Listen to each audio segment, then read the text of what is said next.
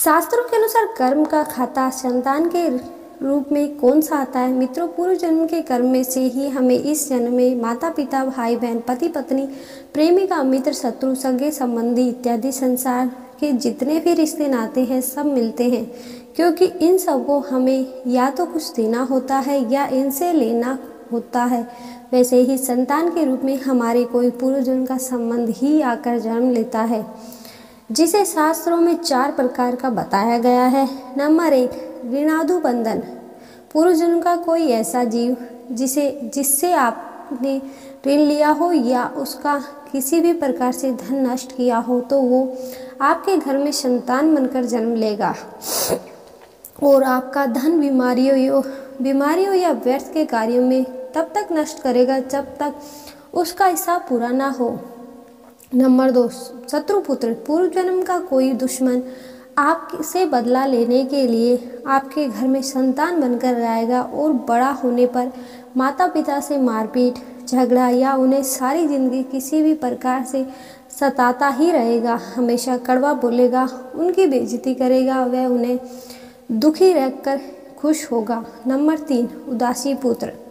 इस प्रकार की संतान ना तो माता पिता की सेवा करती है और ना ही कोई सुख देती है और उनको उनके हाल पर मरने के लिए छोड़ देती है। विवाह होने पर यह माता पिता से अलग हो जाते हैं। नंबर 4, सेवक पुत्र। पूर्व जन्म में यदि आपने किसी की खूब सेवा की है तो वह अपनी की हुई सेवा का ऋण उतारने के लिए आपकी सेवा करने के लिए पुत्र बनकर आता है। जो बोया है वही तो काटोगे।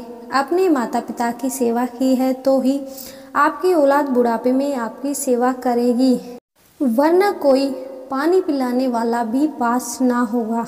आप यह ना समझे कि यह सब बातें केवल मनुष्य पर ही लागू होती है। इन 4 प्रकार के कोई सा भी जीव भी आ सकता है। जैसे अपने किसी गाय को निस्वार्थ भाव से सेवा की है तो वह भी पुत्र या पुत्री बनकर आ सकती है। यदि आपने गाय का स्वार्थवश पालन करके उसके दूध देना बंद करने के पश्चात उसे घर से निकाल दिया है तो वह ऋणादु बंधन पुत्र या पुत्री बनकर जन्म लेगी। यदि आपने किसी निरपराध जीव को सताया है तो वह आपके जीवन में शत्रु बनकर आएगा। इसलिए जीवन में कभी किसी का बुरा ना करें, क्योंकि प्रकृति का नियम है कि आप जो भी करोगे उसे वह आपको इस जन्म में या अगले जन्म में 100 गुना वापस करके देगी। यदि आपने किसी को 1 रुपये दिया है तो समझो आपके खाते में 100 रुपये जमा हो गए हैं। यदि आपने किसी का 1 रुपये छीना है तो समझो आपकी जमा राशि से 100 रुपये निकल गए। जरा सोचिए, आप कौन सा धन साथ लेकर आए थे और कितना साथ लेकर जाओगे। जो चले गए वो कितना सोना चांदी साथ ले गए। मरने पर जो सोना चांदी धन दौलत बैंक में पड़ा रह गया, समझो वो व्यर्थ ही कमाया। औलाद अगर अच्छी और लायक है तो उसके लिए कुछ भी छोड़कर जाने की ज़रूरत नहीं है, खुद ही खा कमा लेगी। और औलाद अगर बिगड़ी या नालायक है तो उसके लिए जितना मर्जी धन छोड़कर जाओ, वह चंद दिनों में सब कुछ बर्बाद कर ही चैन लेगी।